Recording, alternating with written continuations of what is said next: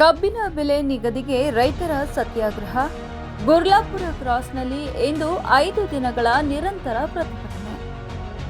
ಕಬ್ಬಿನ ಬೆಲೆ ಕ್ವಿಂಟಾಲಿಗೆ 3,500 ರೂಪಾಯಿ ನಿಗದಿ ಮಾಡಬೇಕೆಂದು ಆಗ್ರಹಿಸಿ ರೈತರು ಕಳೆದ 5 ದಿನಗಳಿಂದ ಗುರ್ಲಾಪುರ ಕ್ರಾಸ್ನಲ್ಲಿ ಭಾರೀ ಸತ್ಯಾಗ್ರಹ ನಡೆಸಿದರು.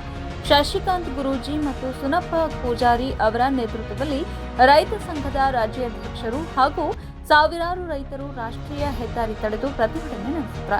ಈ ಸತ್ಯಾಗ್ರಹದಲ್ಲಿ ಮೂಡ್ಲಿಗಿ, ಸೌದತ್ತಿ, ರಾಯಭಾಗ ಹಾಗೂ ಹತ್ತಿರದ ತಾಲೂಕುಗಳ ರೈತರು ಸಹಭಾಗಿಯಾಗಿದ್ದು ಸುಮಾರು 1 ಲಕ್ಷಕ್ಕಿಂತ ಹೆಚ್ಚು ಜನರು ಪ್ರತಿಭಟನೆಯಲ್ಲಿ ಭಾಗವಹಿಸಿದರು. ಕಬ್ಬಿನ ಬೆಲೆ ಕಡಿಮೆ ಮಾಡಿರುವ ರಾಜ್ಯ ಸರ್ಕಾರದ ನಿರ್ಧಾರವನ್ನ ಖಂಡಿಸಿ ರೈತರು ನ್ಯಾಯಸಮ್ಮತ ಬೆಲೆ ನೀಡುವವರೆಗೂ ಹೋರಾಟ ಮುಂದುವರಿಸುವುದಾಗಿ ಎಚ್ಚರಿಸಿದರು.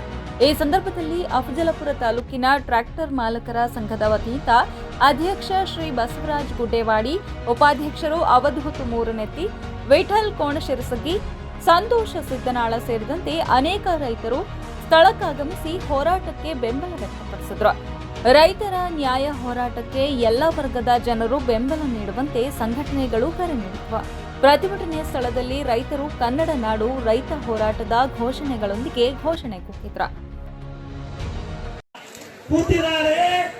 ಆದರೆ ಈ ಸರ್ಕಾರ ಇಲ್ಲಿರುವಂತ ಜನಪ್ರತಿನಿಧಿಗಳು ಯಾರೂ ಬಂದಿಲ್ಲ ಅಂದ್ರೆ ಎಂತ ದುರಂತ. ಸಂಘಕ್ಕೆ, ರೈತ ಸಂಘಕ್ಕೆ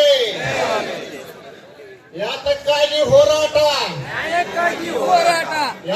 ಜಿಲ್ಲೆ ಅಫಜಲ್ಪುರದಿಂದ ಬಸವರಾಜ್ ಗುಡ್ಡೇವಾಡಿಗೆ, ಅವಧೂತ್ ಮಾರನೆತ್ತಿ, ವಿಠಲ್ ಕೋನ್ ಸಿರಸಗಿ, ಸಂತೋಷ್ ಸಿದ್ದಾಳ್ ಇವ್ರು 100 ಯುವಕರನ್ನ ಕರ್ಕೊಂಡು ನಿಮ್ ಹೋರಾಟಕ್ಕೆ ಬೆಂಬಲ ಕೊಡ್ಲಿಕ್ಕೆ ಬಂದಾರ.